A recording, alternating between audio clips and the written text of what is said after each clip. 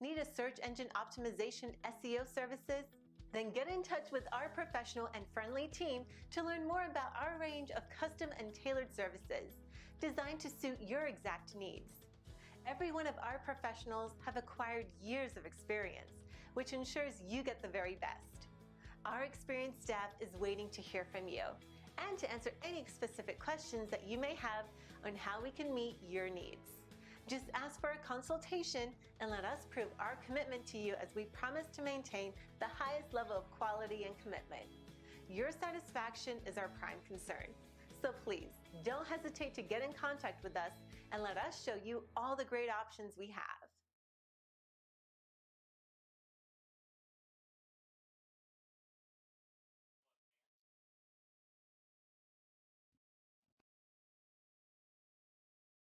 Loud and proud, outrage porn-free, civilly disobedient media broadcasting live on the worldwide Coalition Radio Network at coalitionradionetwork.com, facebook.com/The Coalition Radio, on the mighty, mighty Twitter at Coalition_radio, and of course, coalitionradio.us, the mothership where links to our Spotify page, our YouTube page, our Civil Liberties page, all of that can be found in real time with an emphasis on 1.0, 2.0, and all three versions of the Coalition.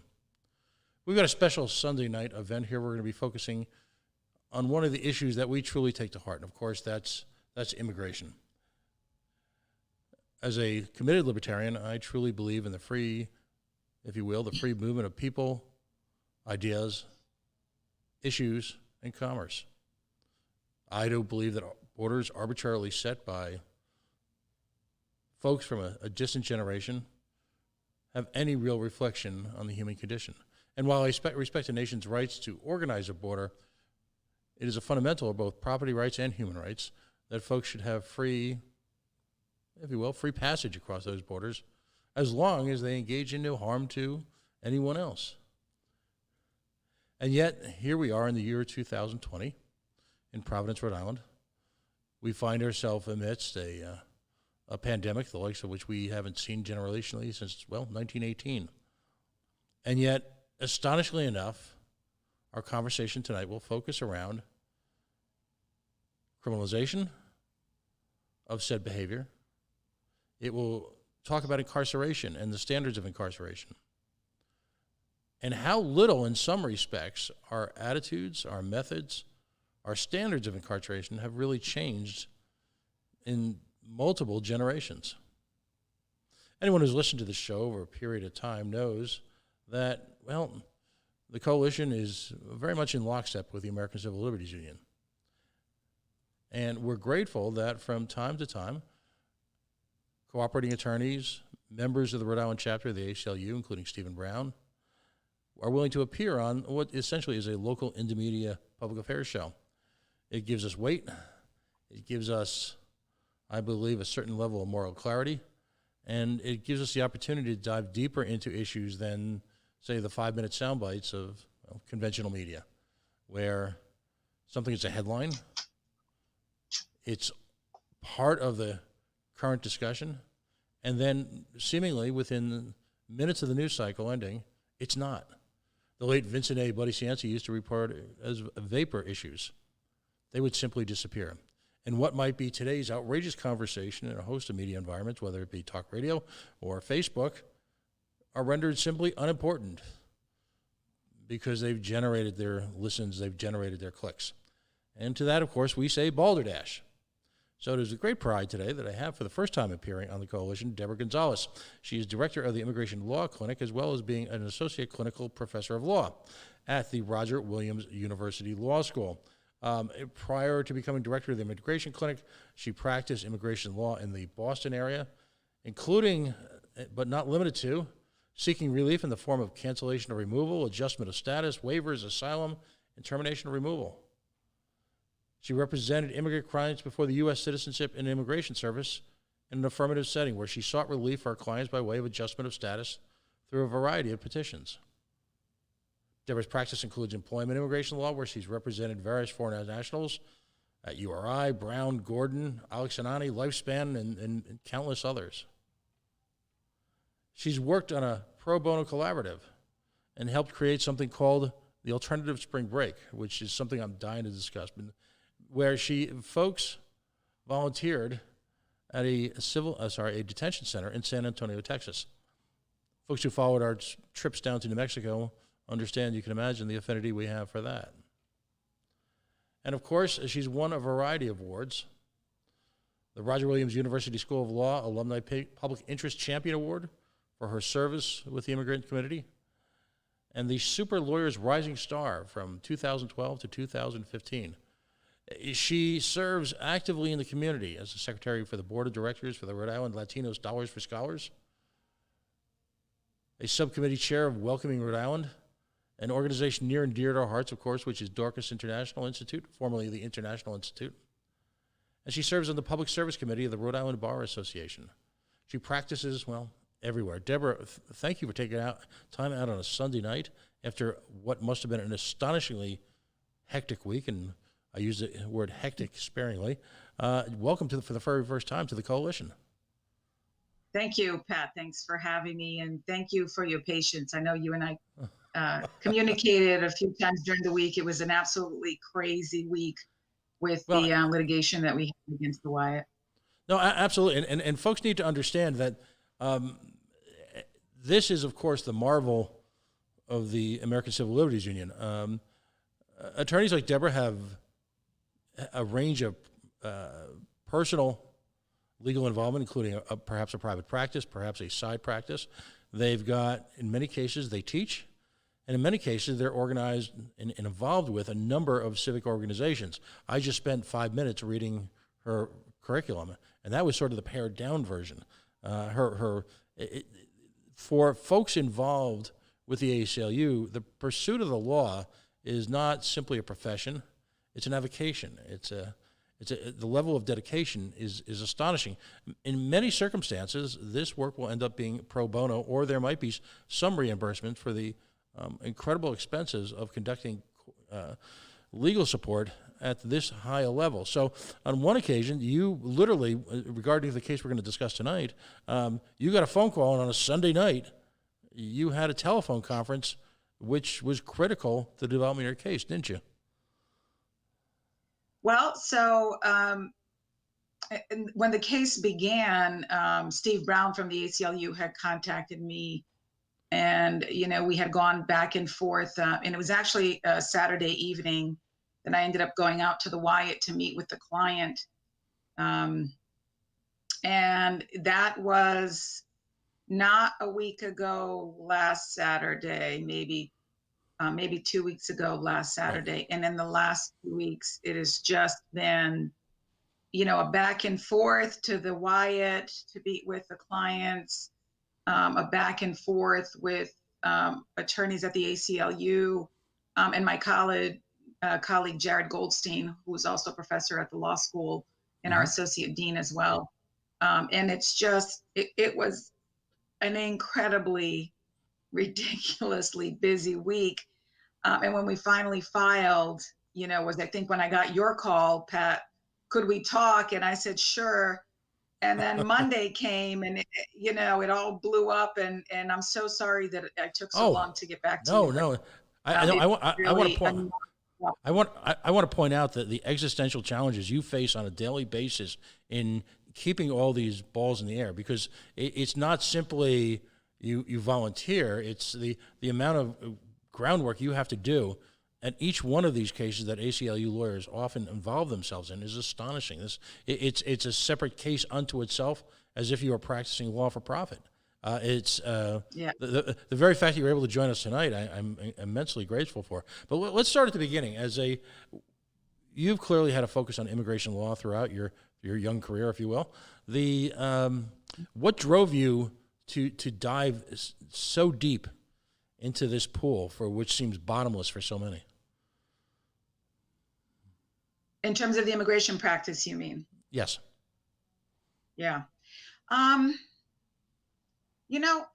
think what keeps me going in this practice, particularly now that 45 is in office, is the fact that the clients are the most humble and honest people I have ever met.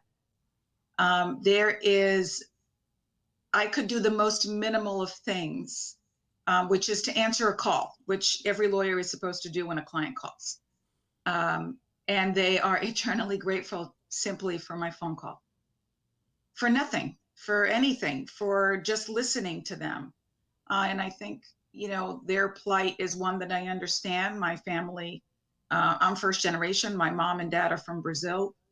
So I understand what it's like to go through this process. I understand family separation very well. I've lived through it as a young girl with my parents, which is interesting because I think at the time, when I think back in my younger years, I don't think I really understood the depth of the seriousness of what my parents were going through. Because as a teenager and as a young kid, what do you know? You're just too busy about the boy that didn't say hi to you in the cafeteria or whatever it is that I was thinking about at that age. Right. But I just love this work. I can't explain it to you. I just love it. I just know the area of the law is fascinating, with all due respect to my colleagues that do personal injury work.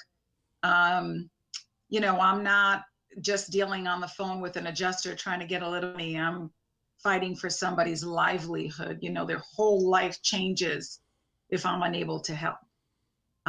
It's a matter of being in the US or going back to a country where in most cases they fled from. So I can't even begin to explain why it is that I do this work. I just absolutely love the work I do. And it's the people, it's the clients.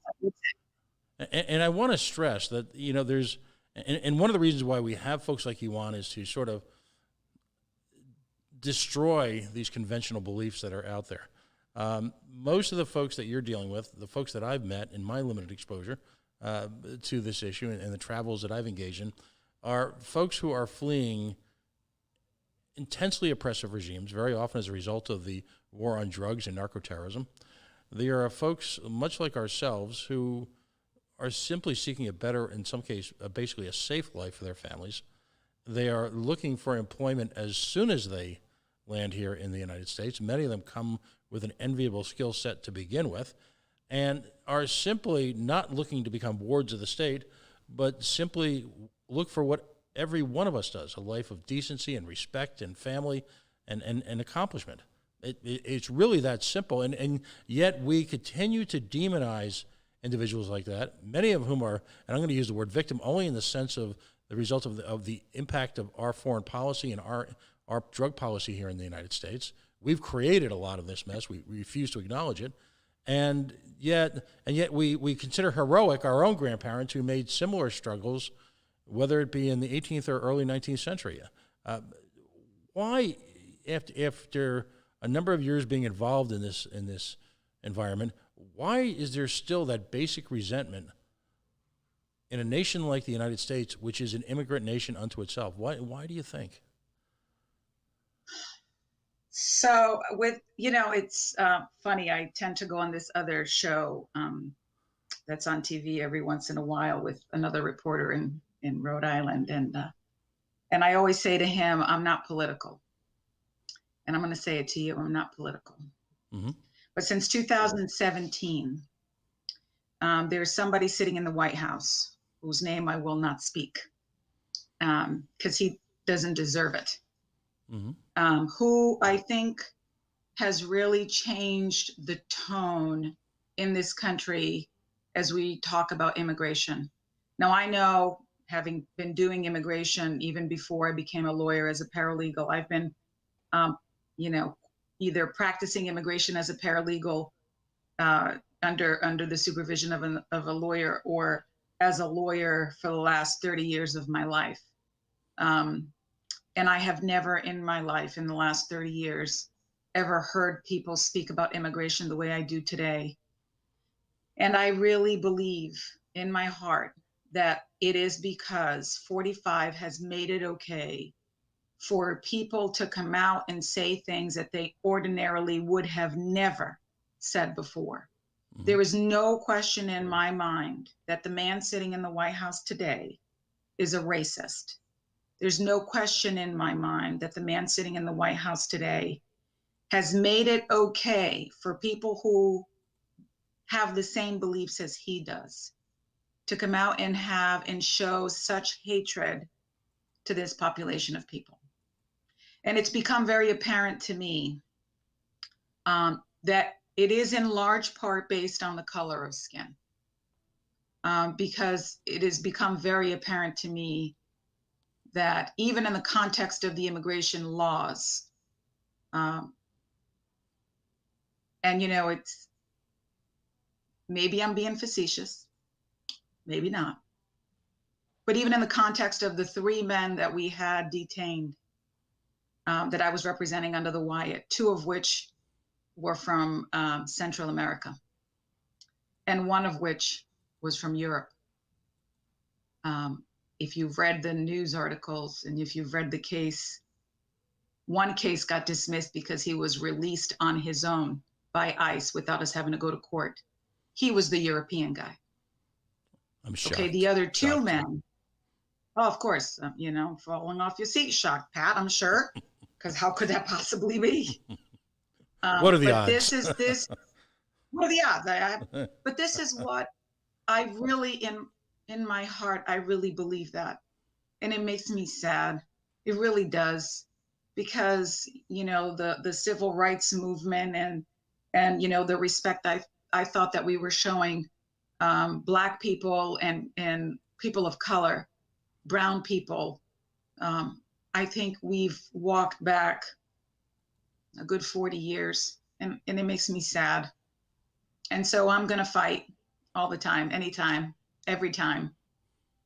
It's funny because just today I'm on Instagram and I belong to this group of people who like to run. I like to run. I'm not, I don't run marathons or nothing, but I just, I like to keep myself busy. And, one of the things on the Instagram today was this person who posted, oh, write something about something you're proud of. And everybody else's comments was about their running. And I wrote that I was really proud of the fact that I got these men released. And I was really worried to post that because I don't know who's on the other line. And it's scary to see people's comments or to hear people's comments and the hatred that comes out of their mouth. And I'm not one to hold back my tongue, so I have to be careful. No, I answer your question, oh, go ahead. I'm sorry.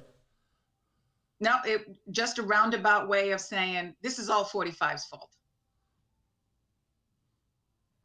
No, I think when we spoke briefly on the phone, and I try not to dwell on it too much because it was really, we've invested a few weeks of time maybe, and I've invested a few days being on the border as opposed to activists like yourself that have spent countless hours in court and have spent countless hours interviewing folks, writing motions, the hours and hours of work behind the scenes that goes into that Perry Mason moment. So I wouldn't even pretend to be on the same level as some of the activists that I've met in right here in Rhode Island. But just on my brief trips down to the southwestern portion of the United States to a border community, and just in speaking with and some relationships we've developed here for the show as a result, and having gone into Mexico and actually met folks who, ironically, were trying to flee an oppressive regime in Cuba, did so by walking, if you will, from Brazil to the New Mexico border, only to find themselves frustrated in that final, literally, couple of miles to freedom. Folks who represented every skill set imaginable, folks who were essentially subjected to the politics and the politicization of our American refugee system, which is well delimited, well supported by established case law, and has been practiced at various levels successfully for generations. It's in seeing the conditions that they've had to live in, seeing the conditions that they've been received at here in the United States from a nation, again, that brags about that somehow their relatives did it the right way. Well, the right way then was not a whole hell of a lot different from what the quote-unquote wrong way is now. And to see individuals demonized like that, again, who many of whom are refugees from narco-terrorism, which is our fault, not anybody else's, our fault, is just, I'll use it. I'll use the word disheartening as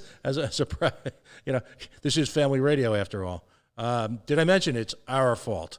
No one else's but our Thank you. fault. So let's talk about what you folks have established at Roger Williams University. What was its inception? What drove it to the point now where you offer a seemingly endless variety of services, and you do so, incredibly enough, by allowing, if you will, law students to practice under your law license. Tell us all about that, because we're going to spend a lot of time on the case, but that by itself I'm intrigued by, because it seems like you folks have done an incredible act of nobility, not only by supporting these cases and supporting these folks, but by also birthing an entire generation of immigration activists who will, in fact, carry on the fight that so many folks like you are engaged in right now. Give us the whole picture. So I'm really proud to be part of the Roger Williams University School of Law community. So there's two programs, I think, one that you alluded to, and then my clinic. One of them is the alternate spring break program, which is a program that I did not develop, but Eliza Von Berg at the Pro Bono Collaborative at the law school, along with the Feinstein Center and Laurie Barron, created. It was their creation after Katrina. They decided that they wanted to send some kids down to Louisiana to help when the hurricane hit then. And I'm sure Laurie or Eliza could tell you better, but I think at the time they may have had, 20 some odd kids, or maybe 30, they call them kids, law students, go down to Louisiana. And then every year this program has expanded to this year. I think we had about 100 kids, 100 law students go to various different placements. If not more. I mean, we just had a presentation for the law school recently, and every other year or so, I myself volunteer my spring break, and I go down to the border with students. So the first time we went was in 2015. We worked with Raices in San Antonio at the Carnes Detention Facility, which was under the Obama administration, where they were doing detention for families. And that was a heartbreaking, eye-opening experience, seeing mothers and children as young as months old sitting in a prison. So it's funny because at the time I remember thinking, it's a family detention. I thought maybe it was a house and they had a yard, or, it was none of that. It was a prison. The doors clanked. It was cement brick walls, and the floor was linoleum, and everything was gray, and it was a prison, and it was very sad and heartbreaking. And then in 2017, we went again to Georgia. We went to Ocilla, Georgia, and we again volunteered, this time with the Southern Poverty Law Center, who had a project out there working with detainees. And so we were there trying to help them put their bond packages together, and providing help with declarations and document gathering and writing motions and that sort of thing. And then just before COVID hit, I was down in Texas. We were in Harlingen, Texas, with another group of students. This time we were working with ProBar, which is also a nonprofit organization that provides services to a lot of people who are in Mexico. And we actually crossed the border and saw the tent city, and we went to observe the tent court, which was absolutely horrific. And, the whole experience, I think, from the students' perspective, is fascinating. I think from my perspective, it's a bit more horrific. Although I would imagine that the students, fascinating for them only in the sense because now they're seeing firsthand a lot of the things that I talk about in class. And although I do talk about it, because I'm very passionate, sometimes I think students look at me and go, oh, there's Professor Gonzalez again, being all, hot and bothered about what's going on down in the southern border. But I think for the most part, the students do understand what's going on. So that project, Alternate Spring Break, and they don't do only immigration work, by the way. I mean, they do work, Alternate Spring Breakers do work for the environment. They do work for families. They do work for people who have criminal issues. We had one student who had done some work for a women's detention facility. Gosh, I forget where, but I'm sure that Eliza Von Berg from the Pro Bono Collaborative might be able to give you a little bit more insight on that. But then as it relates to my clinic, so I'm the director of the immigration clinic at the law school. And in my clinic, students are licensed pursuant to Rule 9 of the Rhode Island Supreme Court rules, wherein students can practice immigration law, practice law under my law license. So that means students are actually meeting with clients, and we have real cases, real people in Rhode Island who can't afford to pay a lawyer, who we represent.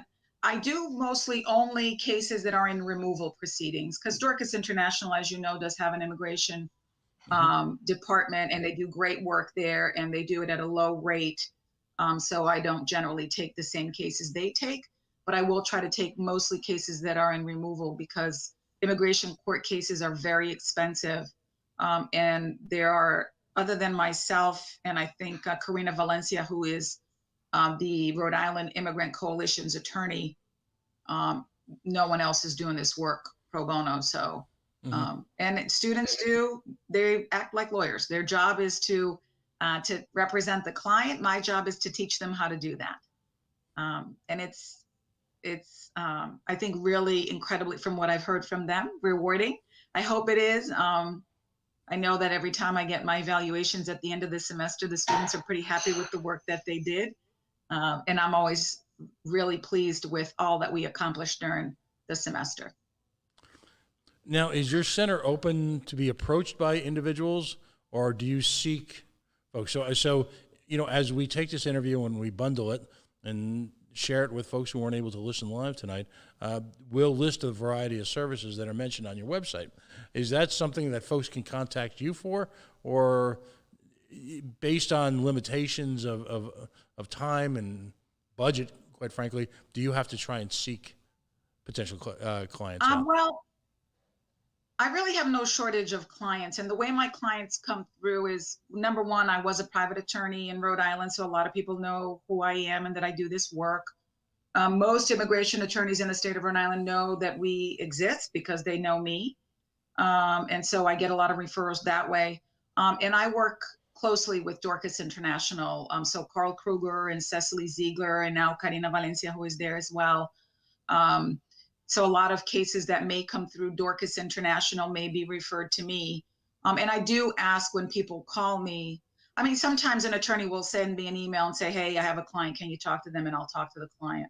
But I don't have the capacity to have people just show up at my office because it is, I mean, we have a receptionist at the office, but we have 3 other clinics with many other students. And so, the staff there isn't there to serve my clients. They're only there really to help the students. So I do ask people to call, leave me a message. If I can, I'll call back. And if it's the first time they're calling, I ask them to go through Dorcas first, because sometimes people will call me for work I don't do. So for example, I don't do naturalization work. I don't do that work because Dorcas does it incredibly well. They do it for a low fee, and it's not academically challenging, I guess is what I'll say. And I generally like to assign more challenging cases to the law students. Right. Now, Roger Williams Law, by national standards, is a relatively young law school. It's well established. It's got some amazing attorneys in practice now.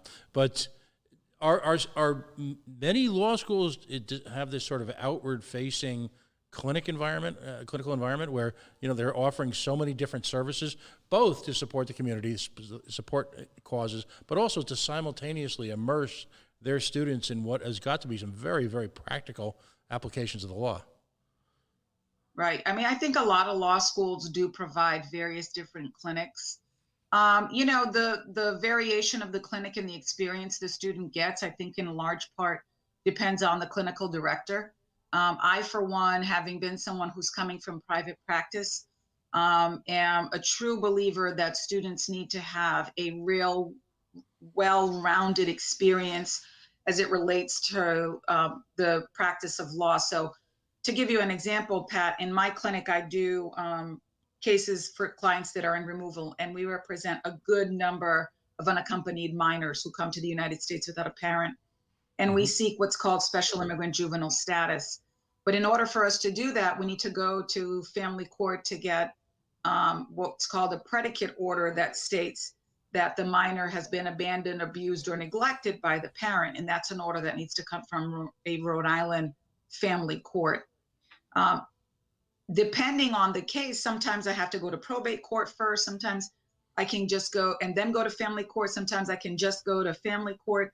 So my students do all of that. So they'll go to probate court, they'll go to family court. If I have a criminal case where maybe we're going to do some post-conviction relief stuff, although I haven't gotten there yet.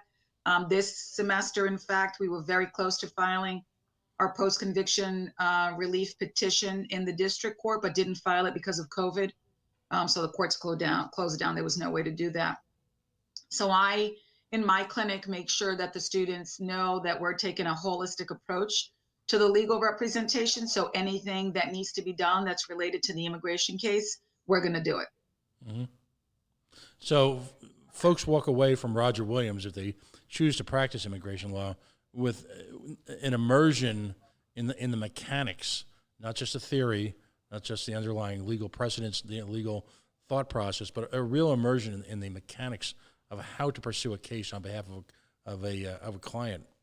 Immediately, they walk out ready as they can, I guess, as a recent law school graduate, to practice immigration law. I mean, that's astonishing. For a process. That's my goal. I mean, for a process that I'll use, again, we're trying to be polite here tonight, so I'll use the word Byzantine for a practice that's got to be so Byzantine at times. Just the sheer confidence that folks can approach these issues has got to be light years above just run-of-the-mill university law practice. I mean, it's just great stuff, I guess is what I'm trying to say. If you're just joining us, of course, we're discussing tonight, I think, really an issue that encompasses all the very best and all the very absolute worst of our current status of so many Rhode Island residents. And that is, of course, the hurdles necessary to surrounding of our immigration system here in the United States and here in Rhode Island. Deborah Gonzalez has been kind enough to join us tonight in the middle of a pandemic, in the middle of a miserable early spring Rhode Island weekend, after spending literally the entire week in court fighting, if you will, chasing windmills at points.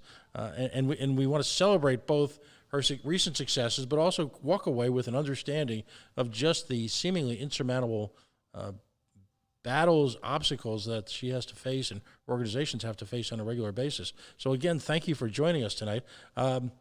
If you're just joining us also for the first time, we are the Coalition. As always, we are loud and proud and outrage porn-free civil disobedient media. We broadcast on the Facebook, as you probably found us or will find us, on Twitter and on YouTube, as well as our brand new website at coalitionradionetwork.com. We hope you'll bookmark us or share us or like us or do whatever you're supposed to do, and you'll join us again, because this is the type of programming we strive for. Now, let's look at the case in question here. Medeiros, Molina, Loyo versus Daniel W. Martin, warden of the Donald Wyatt Detention Facility, the Central Falls Detention Facility Corporation, Mr. Matthew Albence, who's the acting director of the United States Immigration and Customs Enforcement, and of course, Mr. Lyons, who's the acting field office director of said organization. Before we immerse ourselves in the details of the case, I'd love it if you could make something abundantly clear. Regardless of how one arrives in a detention facility, regardless if one had been involved in crimes leading up to, or whether one is in a detention facility being detained for potential immigration issues, one under the Supreme Court of the United States is entitled to, yes, entitled to, and should be guaranteed a safe facility for incarceration while those issues are resolved, assuming, of course, innocence at the time of detainment. Is that clear enough? And talk to me about those guarantees. Yes. So, right, anyone who is detained for immigration, I think first and foremost, I want to make clear, immigration is a civil detention. So there is no crime that has been committed per se against immigration laws, because that's not a thing. Although, the federal government now has made it clear that if people are going to re-enter the United States after deportation, they're going to charge them as a crime, which statutorily they can do. But for most of the people that are in there, they're in there because maybe there might have been a crime that has been committed to which they have been sentenced and served their time. So some people, a lot of people, are in there because of operating under the influence of alcohol.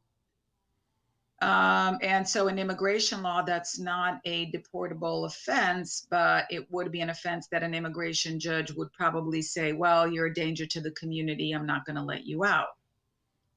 So, if the person is being detained, notwithstanding the fact that they're detained under our constitutions and under our laws and under, Supreme Court precedent, the detention can't be unreasonable.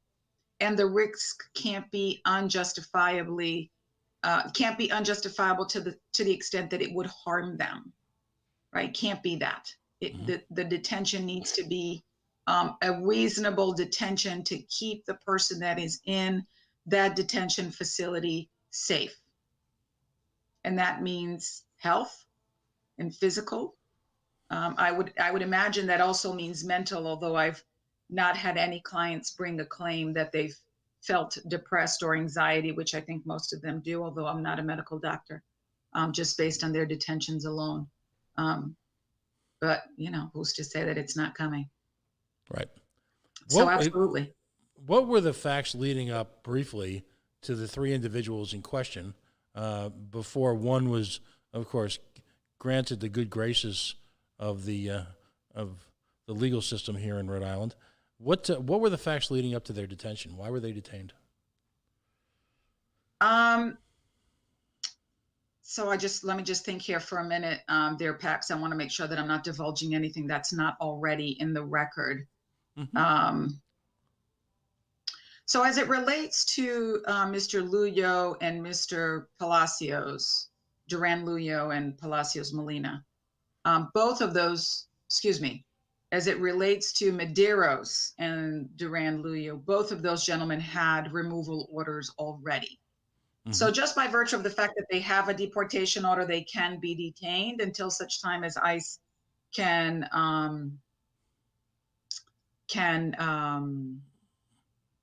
deport them, right? Obtain travel documents so that they can actually leave. Mr. Medeiros' order is very old. Mr. Medeiros' order is from 1993, and they hadn't deported him, or 1994. And they hadn't deported him, well, yet. Anyways, it's a little more complicated than that, but without getting into all of that. And then Mr. Duran had a removal order since 2000, I believe 17, even though he had filed several appeals. And he did, in fact, have an outstanding criminal offense that was just pending recently, which was the cause of his detention. Well, not the cause of his detention, right? Because the cause of his ICE detention was the fact that he had a removal order, not the fact that there was any criminal case pending. Right. And for Mr. Palacios, the same. Mr. Palacios was actually picked up as a result of a criminal offense that had occurred. And as a result of that, ICE ended up picking him up because he was in the United States undocumented. So his detainment came as a result of his being undocumented, not a crime. Same for Mr. Duran Luyo, same for Mr. Medeiros, right? So again, making clear that immigration detention is not related to crimes that occur, but is related to the immigration violation, right? There's a connection to the crime, sure, but that's not the main reason for the detention. The main reason for the detention is the removal order. If they had been, quote unquote, American citizens, and I know we're speaking very generally, and certainly I don't want to put you in any sort of uncomfortable position where you have to where you might accidentally, not that you would, might accidentally be led to divulge information that's not appropriate. If they were quote unquote Americans, would their type of offenses, generally speaking, have led them to incarceration pre-trial, or would their offenses simply have resulted in some type of bonding agreement? Well, I think so. For all of them, any of the offenses, any of them committed. So meaning all of the offenses, any of them committed, I guess is what I should say. None of those offenses rendered any one of them in jail because of any of the offenses committed, right? That is to say that if anyone who was a United States citizen would never have been detained and would have probably obtained various probations or suspended sentences or whatever the appropriate sentencing would be. Right. Again, here making clear that the only reason these gentlemen were detained, two of which was because there was already a removal order in place, one of which because he was undocumented. Exactly. Because I mean, you know, once someone has a criminal offense on their record, even if they do or they don't, that's just a reason to determine if they should be bonded out by the immigration judge. Mm-hmm. Not that they shouldn't be released or that the detention itself should be another sentence, albeit that it is, but it shouldn't be that. Right, and I want to stress that the relief that you were seeking, as we get into the details of both the what the Wyatt Detention Center actually represents in practice, as opposed to theory, was simply removing themselves from the exigent dangers associated with, given their medical conditions and age, living in those type of environment in the era of COVID. So because the automatic association, the feedback that I've gotten when I mentioned that you were going to be on the show, both on Facebook and social media and in questioning, was, well, you know, they need to go to jail. And, you know, when you mentioned something like, well, a pandemic that has effectively shut down the United States, people, cruelly enough, well, they should have thought of that. I actually had someone say that to me, by the way. They should have thought of that. Okay. Let's talk about Wyatt. Wyatt Detention Center, and I remember, I've been in town long enough to remember when it was built, is what, and I'm not asking you to be political or respond to this. I'll just throw this out there. A good friend of mine who is an activist, left of center, and folks know that I'm a libertarian. Somehow we managed to get along despite that, right? Talks about economic racism. And I define it a little differently than he does. I've come to define economic racism is when you create facilities and you using the marginalized economic status of a community, you use that as leverage to drop these very often for-profit or quasi-public partnerships into the middle of these communities who are ill-equipped to support them. It's based on this dream that somehow they're going to provide a magical level of employment and property taxes and going to be for the infamous greater good. Is it fair to say that the Wyatt Detention Center has failed that at every single level at this point based on your experience? Yes, based on what I know about the Wyatt, and that's a resounding yes. And I would probably venture to say that the people of Central Falls, the mayor of Central Falls, although, you know, I guess I'm not speaking for the mayor, I guess I'll say right. That. But that they would, if they lost the Wyatt, that certainly would not make a difference to the coffers of the city of Central Falls. Right. I'll say that. And there no tears. It's very tears. Clear that go ahead, buddy. No tears would be dropped. I don't think that the Wyatt is paying, you know, Central Falls the money that they had promised back in the 90s. So right. I would venture to say that if the Wyatt closed down, I don't think that that's any skin off the city of Central Falls' nose if it had one. Right, exactly. So, you know, again, promises made. We screwed up. We trusted them. They lied, as they always do in these situations. You know, whether it be a power plant or a for-profit prison or, you know, fill in the blanks, a baseball stadium, a soccer stadium, they always lie, and they always promise the moon. And Central Falls has woken up essentially to a nightmare in their midst. We've discussed at length situations where there have been escapes and deaths at this prison because of acknowledged and accepted in court poor business practices, terrible training, and just a disregard, if you will, for the individuals living there, for which, again, we have a constitutionally guaranteed demand to provide some basic level of safe incarceration. We just do. So we look at the situation here, and I read the case, and it's appalling.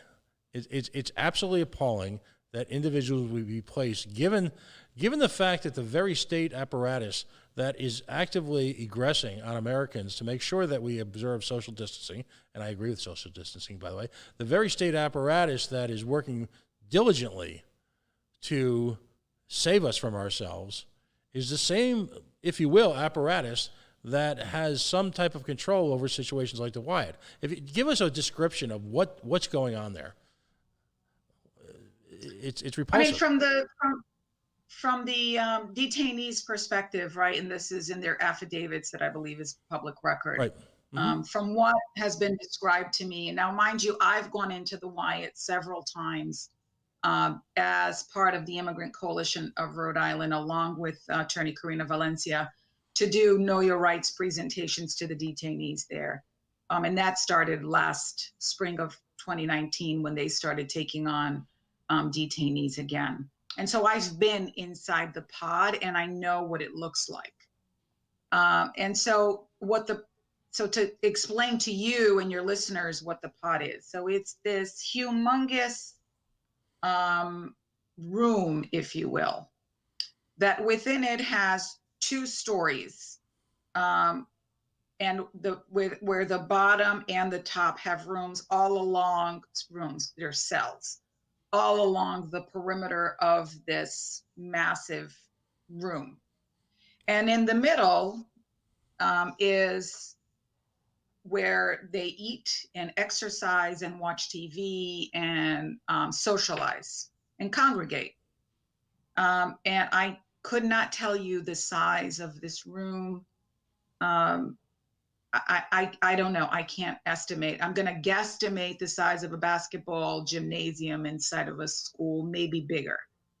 Mm-hmm. There are about 40 cells along the perimeter of the walls. There are 5 showers, 3 of which are on the downstairs on one side, 2 are on the other side for more people to share. There are 2 or 3 phones in the middle that everybody uses.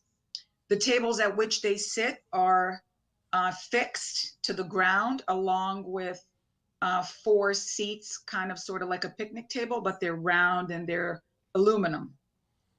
And they are maybe 3 or 4 feet in diameter. And there are about 18 tables. And then there's a set of stairs that goes up to the perimeter where the rooms in the top are. The pods themselves, pod J2, which is the pod that my clients were in, is the bigger pod. And that pod holds about 84 detainees. At this time, the last I heard, there were about 63 detainees in there. Hopefully 60 now, because 3 of them left. Right. And, you know, the showers are shared by 60 men. So imagine 5 showers for 60 men. There are 2 or 3 phones. There are 18 tables with chairs. All of them eat lunch together. So they're standing, when we're thinking about social distancing, they are standing in line to get their meals at mealtime. And they stand, and this they testify to in their declarations, less than a foot apart. Think of yourself when you were in high school waiting in the cafeteria for lunch, right? Kids don't, you know, people generally don't tend to give a whole lot of room, maybe because they think somebody's going to cut the line. I don't know what the deal is there, but human nature is that we're this way.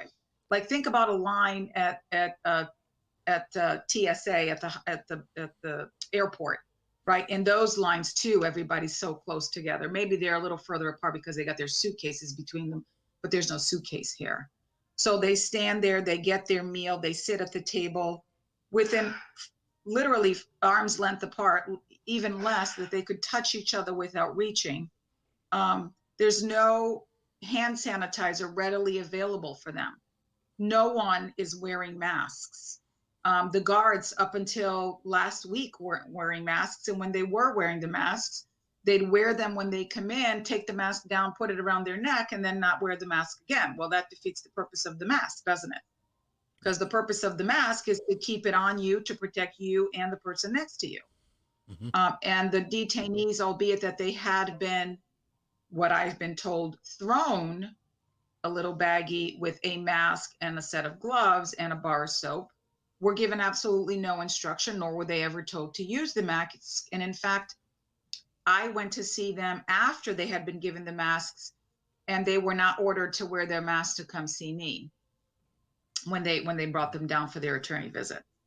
Right. So it was pretty clear. And even when I walked in, I mean, the guard that was sitting at the desk wasn't wearing a mask. He didn't have gloves on.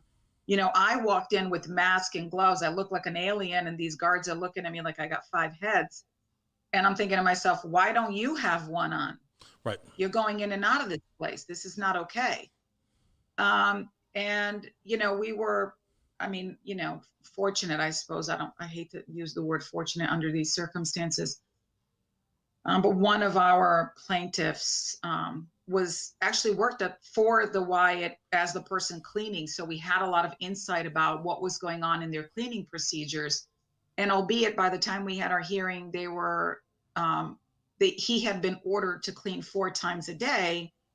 He was cleaning, and this is part of litigation and public record, so I'm not worried about saying this. He was cleaning at 9 in the morning, 12 in the morning, 4 in the afternoon, and 7 in the afternoon.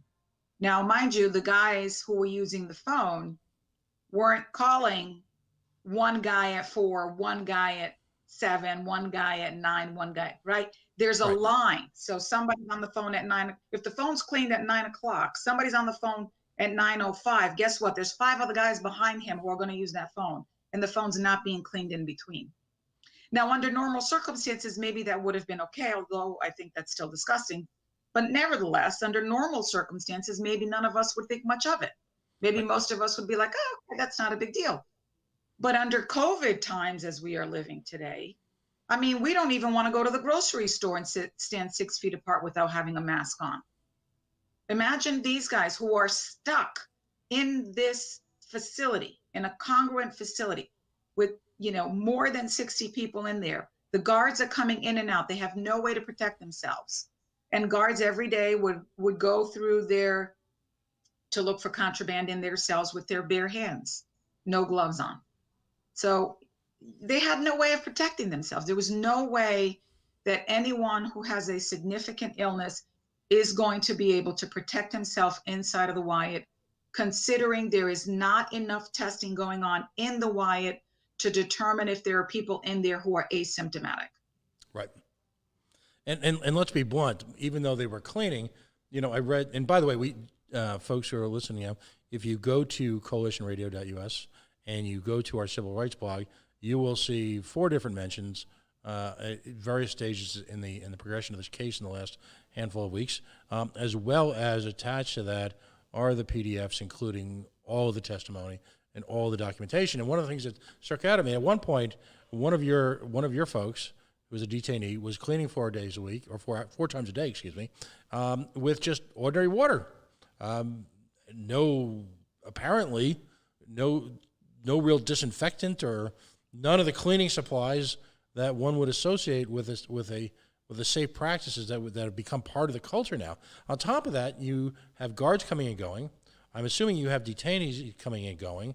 You've got more controls, quite frankly, at a Stop and Shop than you do at a challenging, potentially dangerous, close-quartered group of detainees who are being monitored, if you will, by a culture of hyper-aggressive, fairly poorly trained individual security guards. And that's all been documented. I mean, last I heard, Governor Raimundo's order didn't mean everybody remained 6 feet apart except everybody in the Wyatt. Right. I don't think I read that in her executive order.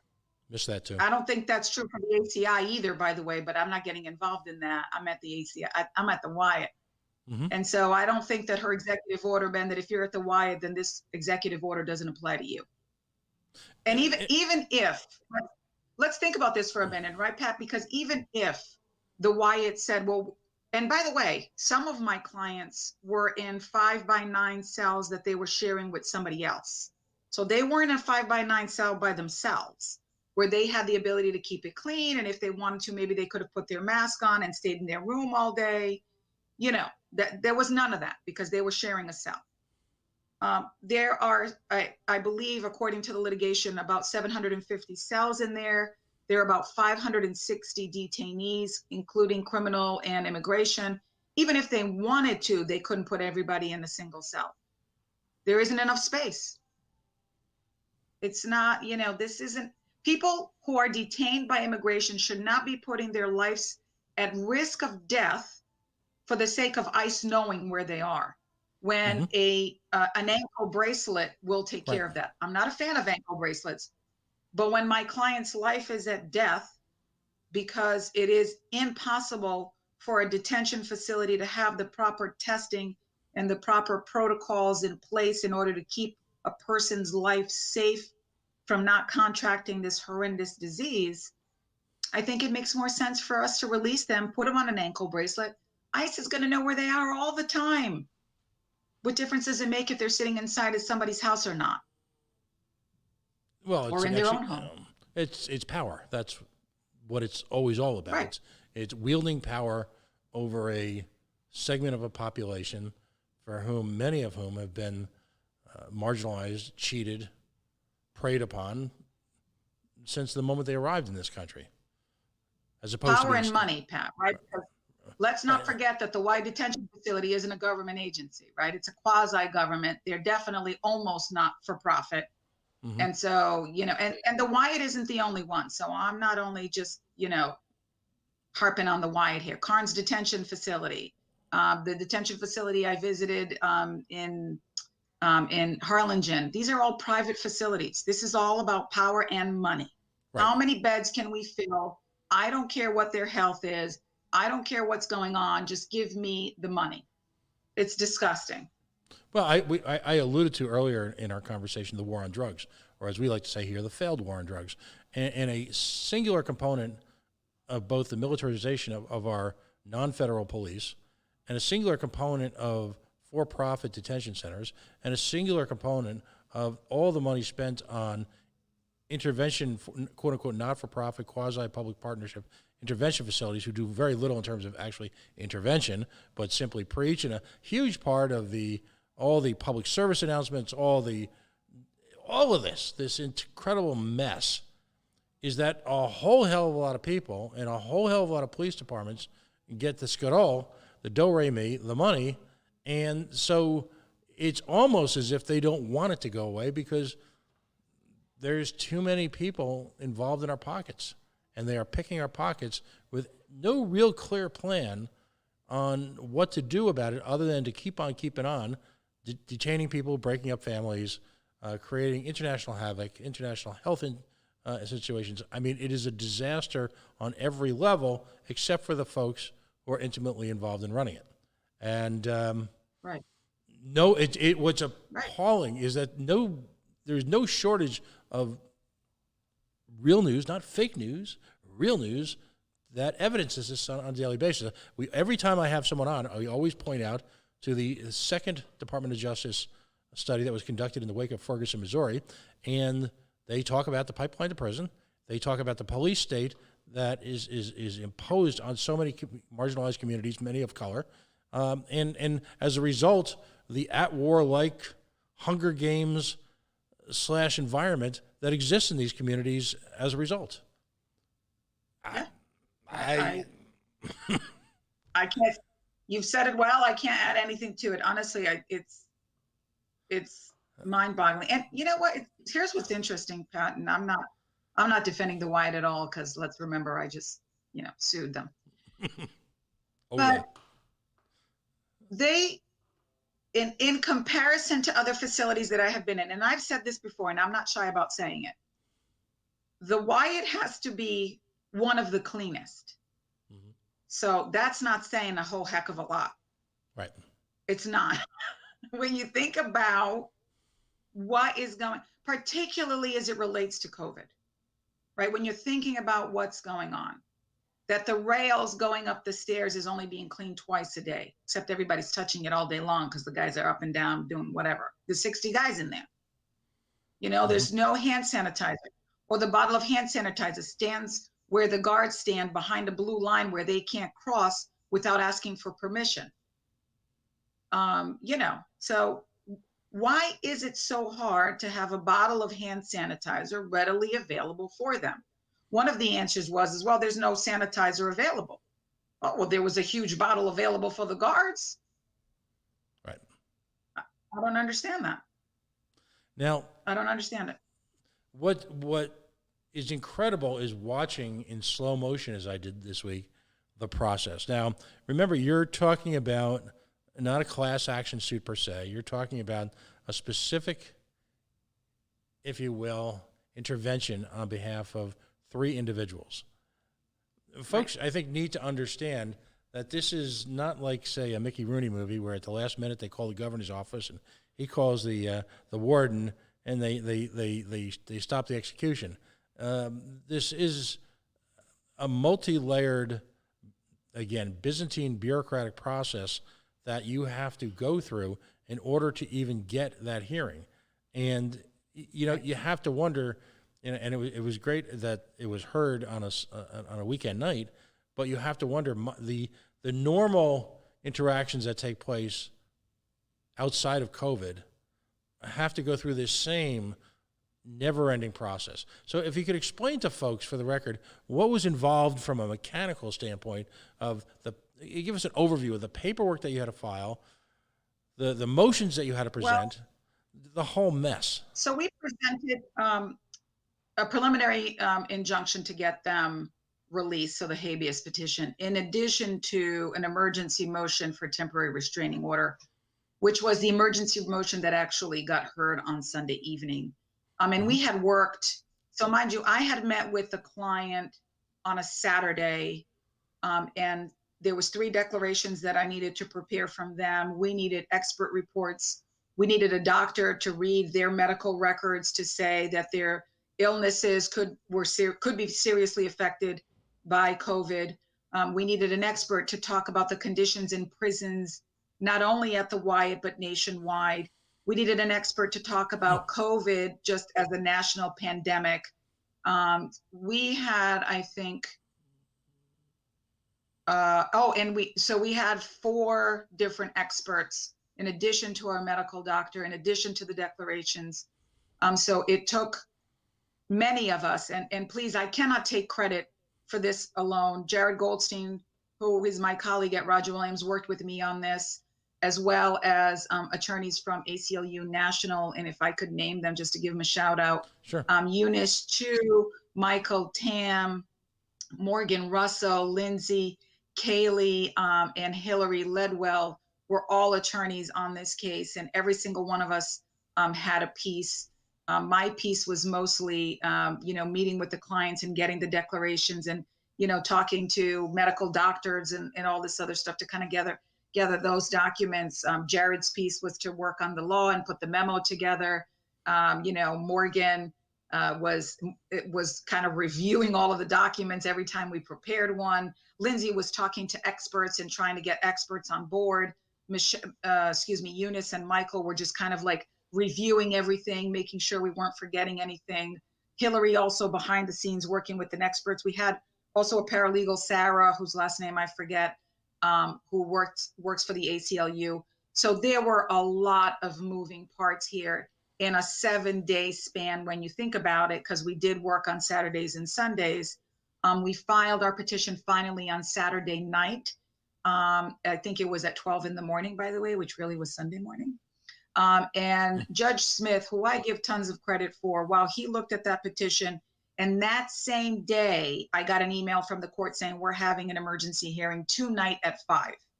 So now we're all scrambling, trying to figure, okay, what's the argument going to be? What are we doing here? Because the government hadn't even answered. They hadn't had time to answer it. And he wants an emergency hearing. And that hearing ended up being more of kind of like a pretrial hearing, telling the government when they needed to answer. Now, there was a standing order by Chief Judge McConnell on another case where they had given the government 5 days to respond. But that other case, I think it's called Salage, they didn't file an emergency motion. So in this case, Judge Smith said, I'm not giving you 5 days. 5 days is too long. You got 2 days. So the government had to answer by Wednesday, and then we had to have our hearing and be ready to go by Wednesday. So all of it was so fast paced, because then, I'm trying to get criminal records. We're trying to get medical records. We're making sure all of the ducks are in order. And at the same time that our case was going on, that Salage case was going on, and Chief Judge McConnell had issued an order that the Wyatt had to issue a report twice a week. So we're saying, okay, well, we want to see what the order says. As soon as we got that response and the government submitted their response, I'm now meeting back with, the detainees and trying to get an update on what's going on inside the Wyatt. It was really a whirlwind, like 2 weeks, just trying to put this all together. And I'm really proud to be part of this team. And it really was a team. It was not me. It was definitely a team effort. And I really commend the folks from ACLU National. Now, we're all on this side of the dial, if you will. We're all armchair legal experts. We've all seen Law and Order many times. We all understand legal procedure in the same way that we're all instant epidemiologists as well. One often talks about federal precedent. Now, you've just conducted a process over a handful of weeks, which I can't even imagine that the total hours expended by everyone in everything that you've just described. Now, because of this and the yeoman's work that you've done and potentially have saved a couple of lives and prevented the further, if you will, breakdown of a handful of individual families, you were the cavalry, literally. Does every private prison around the nation go, ruh-roh, we got a problem here. We've got to sit down, we've got to analyze who's at risk medically, we've got to put together a profile on these people and understand whether or not these people should be in our facility, or can we send them home proactively with on some type of ankle bracelet? Does that happen, or does this literally have to happen at every level for every individual case?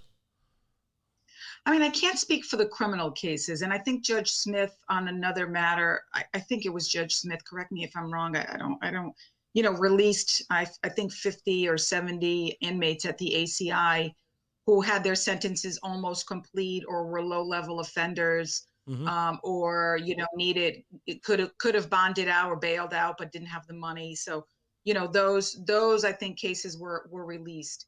So I really can't speak to that. But ICE has already announced, in no uncertain terms after COVID, that they are not releasing anybody. They're not doing it.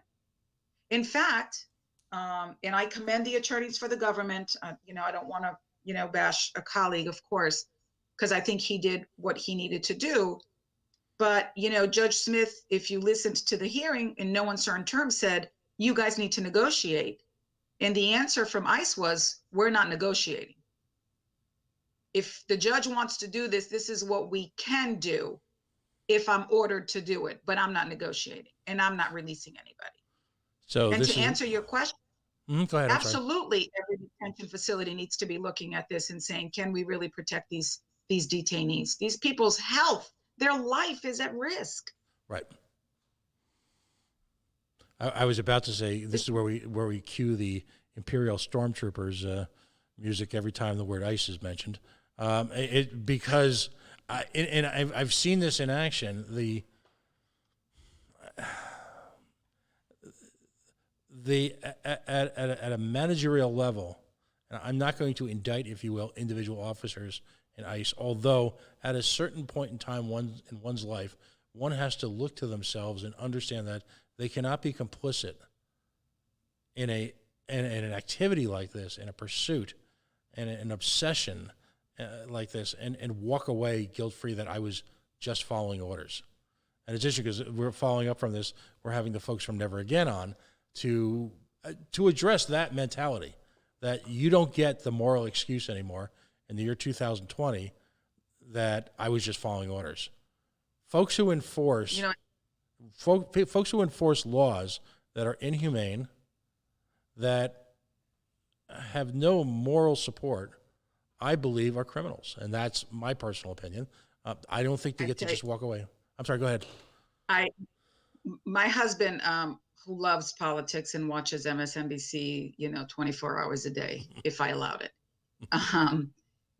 We talk about this all the time, right? That I think a lot of people in the White House today, William Barr and Steve Miller, like there is life after 45. There is life after him. And, I anytime Steve Miller, I hear anything about Steve Miller, the first thing I think of is there is a special place in hell for you, my friend. You know what? Maybe you're not going to pay here, but you're definitely going to pay someplace else. Karma's a bitch. I'm a firm believer of that.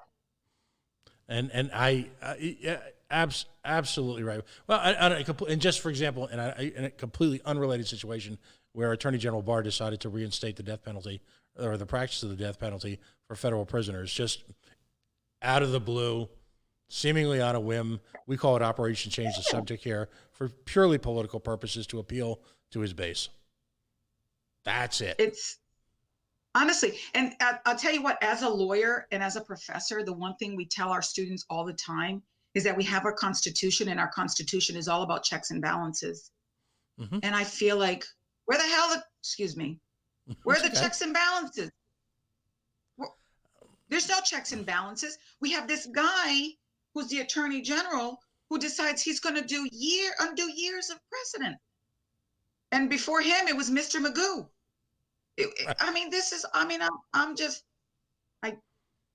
I can't, you know what? I really hope that in November something else comes up. Well, I'll be political where you've chosen not to be, and I completely respect that. Whether it's our State Department, whether it's our Department of Justice, there is been a series of traditions, time-honored traditions, that are based in an era of civility that have been completely thrown out the window. And they were there not to create this, what do they call it, the deep state. They acted as a way so that institutions could work cooperatively towards a common goal. And both of those departments, the Department of Justice and the State Department, have been looted and abandoned by lifelong professionals with an institutional knowledge that's simply irreplaceable. I'm a libertarian. I'm no fan of government at any level. And one of the reasons why is because, quite frankly, what I see is this horrific overstep, this mission creep by a complete ignorance, again, if you will, of any of the protections of what should exist when you've got three co-equal branches of government. Masquerading, by the way, on behalf of a political party that wraps itself in the Constitution continually, yet in matters that couldn't have been even approached in the Obamanista regime, have just been crushed. That's the despicable irony here. On one hand, they wrap themselves in the flag and the Constitution, while at the same time pummeling it. And I'm not a Democrat. I'm a don't you wish you'd voted for Gary Johnson and Bill Weld kind of guy, to be blunt. Because at least in that case, again, without going down that road, you had two individuals who had operated as very successful governors, who had seen the failings of, again, the war on drugs. And these days you can fill in the blank. It's the war on fill in the blank. And another area that we pursue aggressively on this show is the war on sex workers, and that's another conversation. But again, the same techniques that they're using throughout this process of the war on immigrants and the war on drugs are being extrapolated to a whole nother section of marginalized people, and to use the long arm of government to not only just to oppress, to institutionalize, but literally in some sort of fascial attempt to execute. And the lack of caring by a significant segment of the American culture, when unfairness is probably the lightest term that I can use regard to this, is not just troubling, it's appalling. they politicize people's lives. I don't know. But please go ahead. What are your thoughts? Yeah, no, I can't add more to that. It's I feel like I'm living at a time of disbelief. Sometimes I hear people say things and I'm in disbelief. It's almost as if I can't believe you just said that. Where I was sitting not long ago, well, maybe about 6 months ago, sitting in my hairdresser, and two guys were talking, and some person in the neighborhood house had gotten broken into, and one of the hairdresser, the owner of the shop, said to this other guy who was sitting there, a customer, "Oh, those spics, these damn spics." And my eyeballs just and I looked at him and I said, "That is completely inappropriate." I said, "And you don't know who's sitting in here. You have no idea of the people that are your customers that come in here." To say something like that to somebody like me, who's been a customer for a long time, who my husband is Puerto Rican and my parents are Latinos, although my skin might be nice and light. How dare you say something like that? And then he immediately tried to set it back and be like, "Oh, well, I didn't mean it like that." I said, "You didn't mean it any other way." Right. And we talk about this. I talk about this a lot to my students, is we don't say anything, or people who are oppressed don't say anything because we don't want to cause a fight, or because we don't want to, or it's not my fight. I don't have a dog in this fight. I'm not going to get involved in that, even when we know ourselves that that's not okay. And we really need to, as a community, we need to call this stuff out. We need to tell people this language you're using is not okay. And a lot of 45 base call themselves evangelicals. God forgive my brother, who is an evangelical and a Trump supporter. I said the name. Oh my goodness. And I've looked at my brother, who's married to an immigrant. Excuse me. I get really upset. And I'm looking at my brother and saying, "Really, bro?"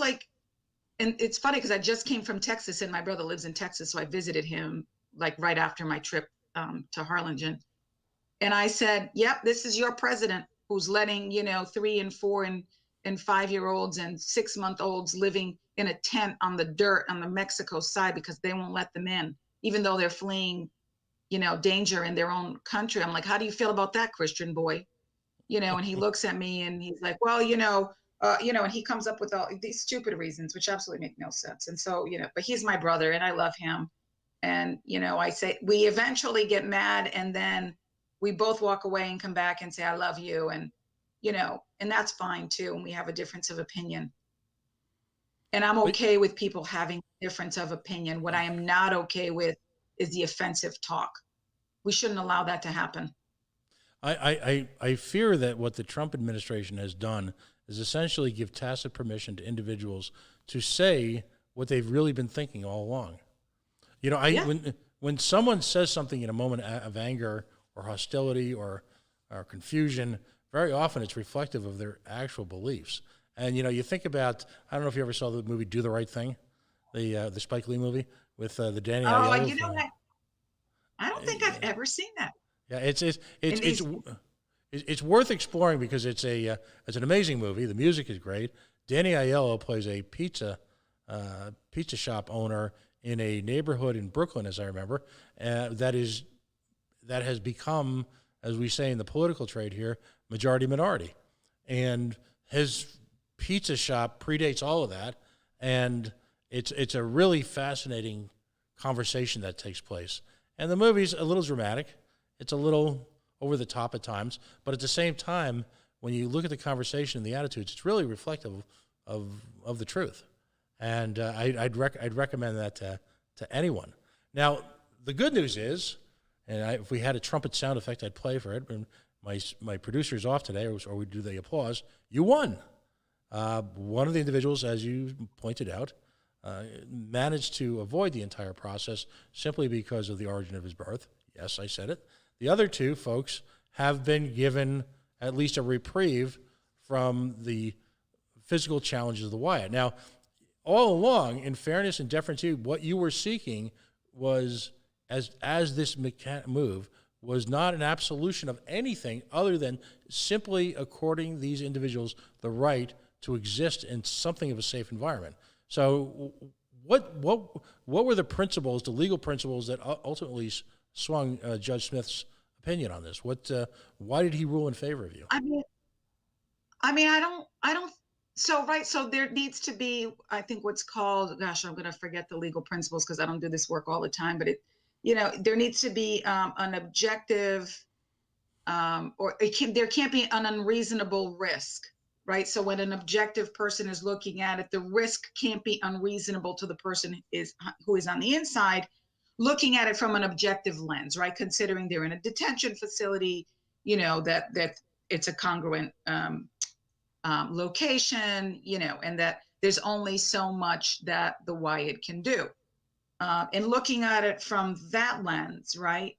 We're saying, okay, well, even if you look at it from that lens, the Wyatt is still not doing enough.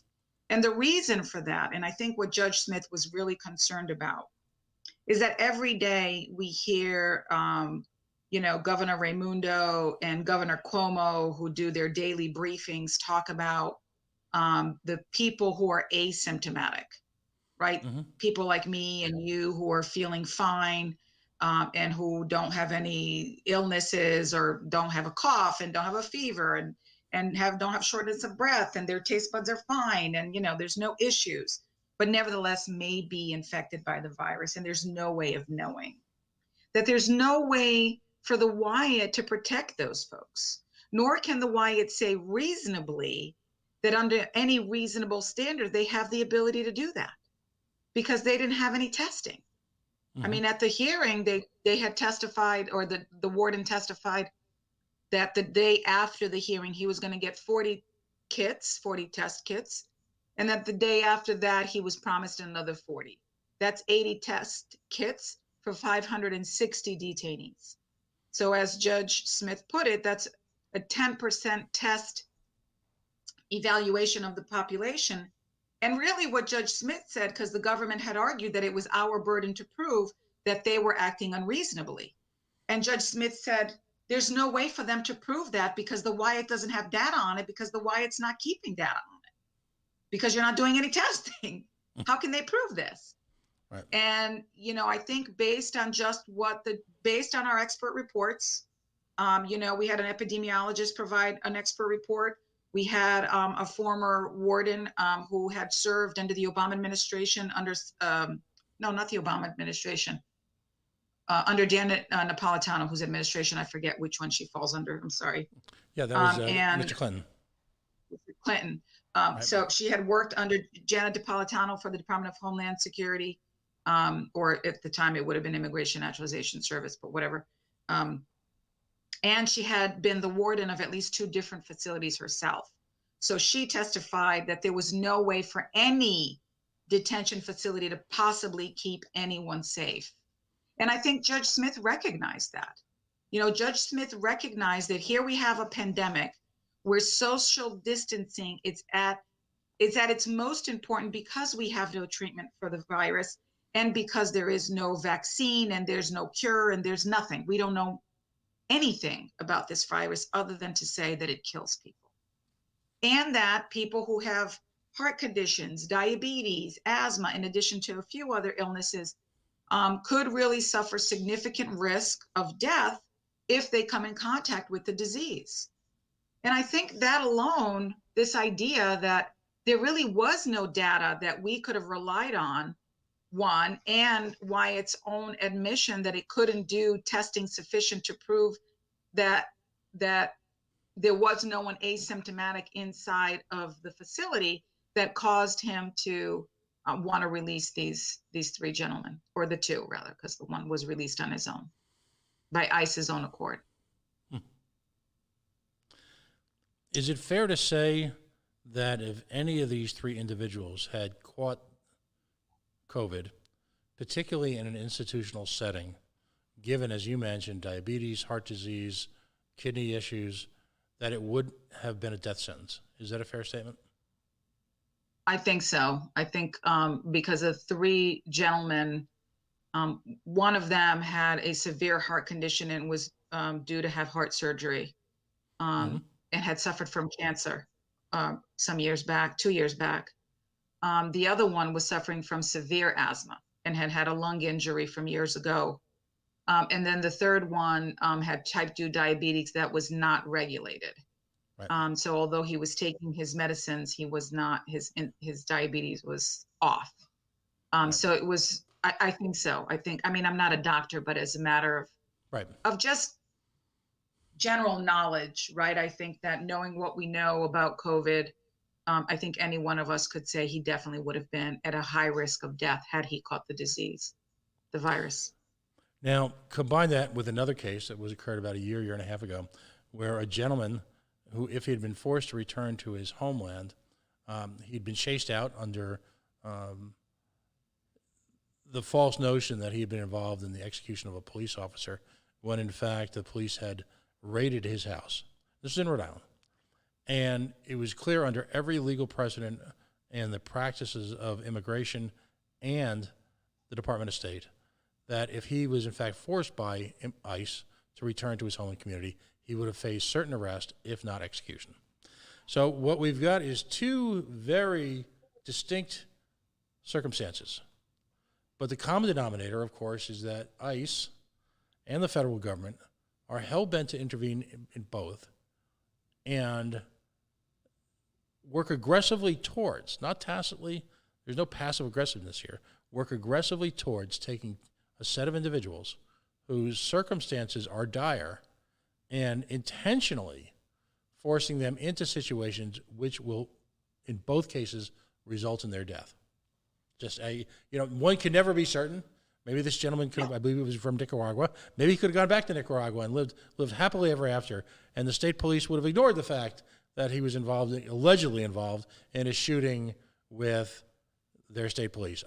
I'm not thinking, though, that's probably going to happen. So what does it say about a nation that in the space of 100 years, in the space of a century, has moved from an open embrace of undocumented peoples from literally around the planet, where the primary ingredient for becoming an American overnight was simply A, the absence of any obvious physical illness, and B, someone here in the United States who would at least claim to take sponsorship or credit for you, to a situation now where despite all the economic advantages that have been well documented in having an immigrant community, despite what should be an advanced 100 years later embrace of human rights after multiple world wars, killing fields, you name it, what does it say about our government when we are so openly hostile to folks who come from ordinary means who simply want to be here in the United States?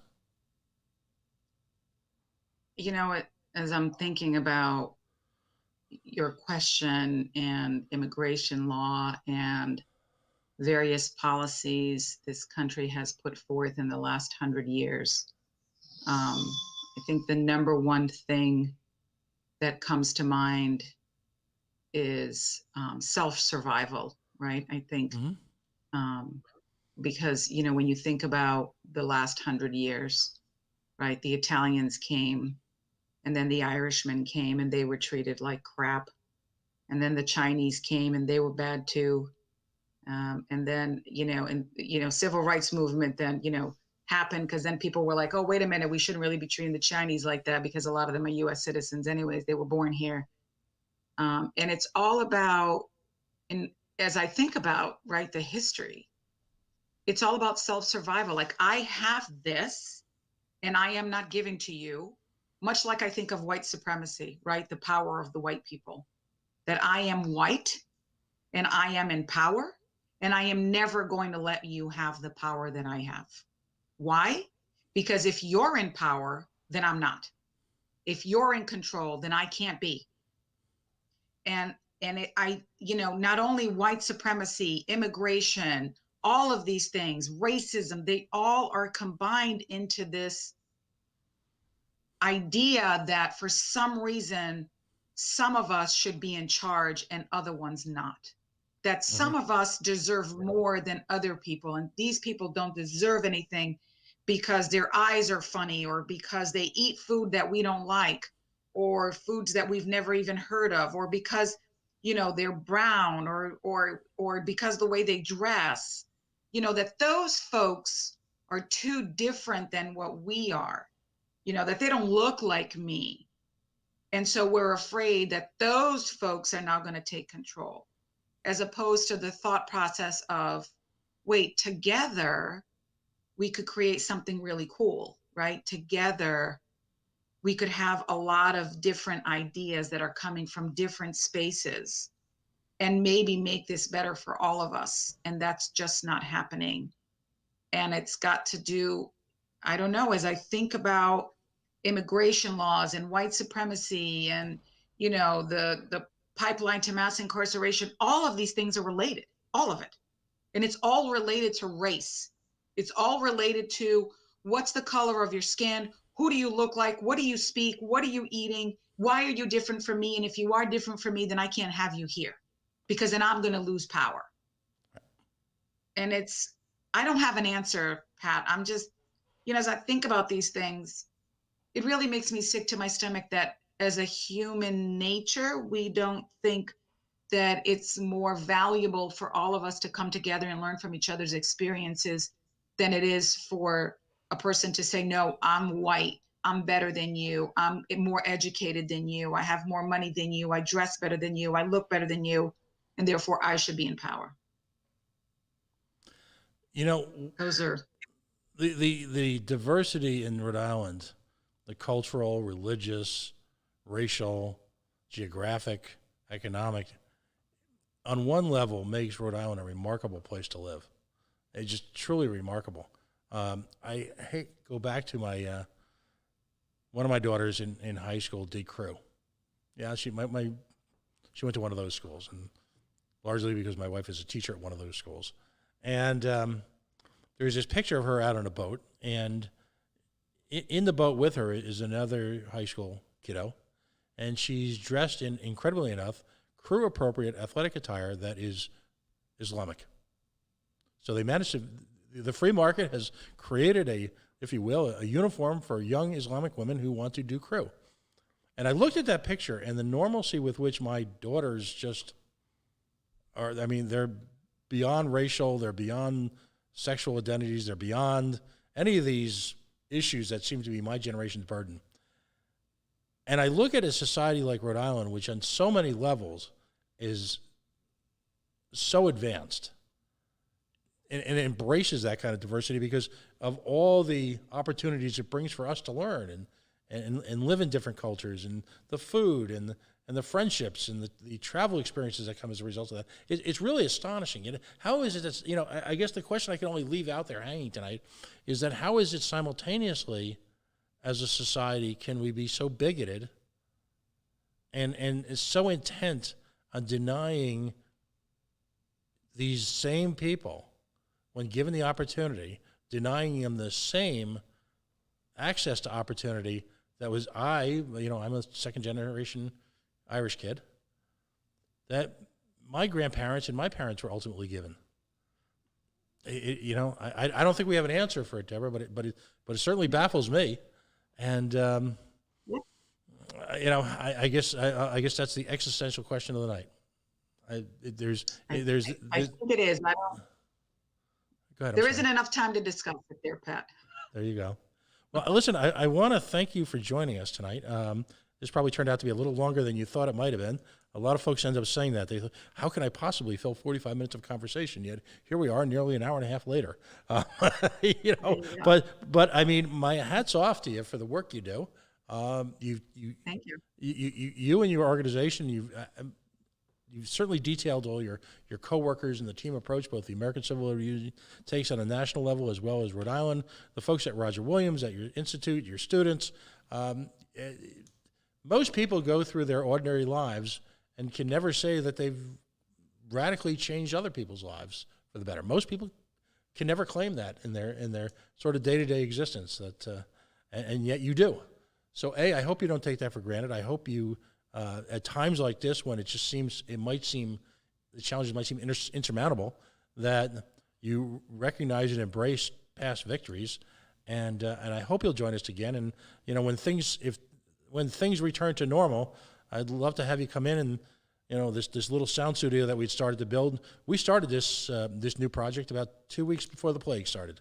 Timing is everything. Wow. But I'd love to have you and you and some of your students come in and continue the conversation about immigration and their commitment to a fair and open immigration process that makes sense literally for everyone, which in my world means just opening the damn borders and letting people travel as they see fit and make their own personal choices. That's how I see it.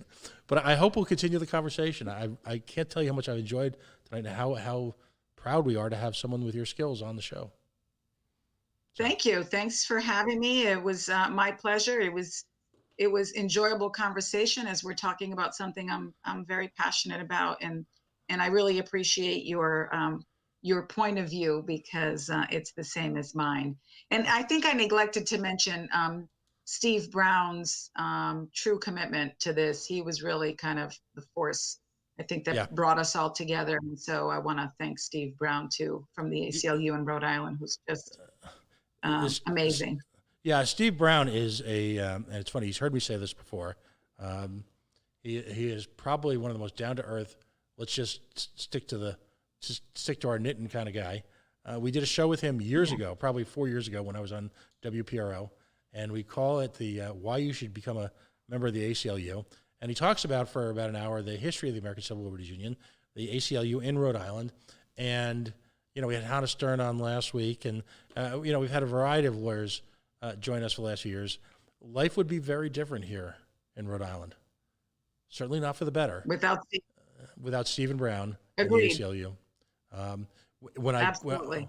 When I'll leave it this thought, when I talk to other folks in other parts of the country about having an activist ACLU, people that I've met in the libertarian movement that I've never met before, the word ACLU comes up, all of them acknowledge the activism and the strength of the ACLU here in Rhode Island as a national model. And that has a lot to do with the folks like you, but it also has one whole hell of a lot to do with Stephen Brown. So again, thanks for joining us, and please don't be a stranger. It was my pleasure. Anytime. All right. We are the Coalition, loud and proud, outrage porn-free, civilly disobedient media, broadcasting live on the worldwide Coalition Radio Network here at coalitionradionetwork.com. We want to thank Deborah Gonzalez for joining us on a drizzle, as Gary Lay would say, drizzle Sunday evening, to talk about, at length, her projects, the institutes at Roger Williams University Law School, her practice, engaging in advocating for the rights of individuals, people, not immigrants, people, in a jurisprudence system that is clearly broken. This will be up on the Facebook shortly, and we'll be sharing it all around the social media. We are going to take a very quick break right now. We've run very long, but we're going to have folks from Never Again Action Rhode Island, in Nathan Levinson is going to be joining us in just a couple minutes. So if you hang tight, we will be right back. Thank you.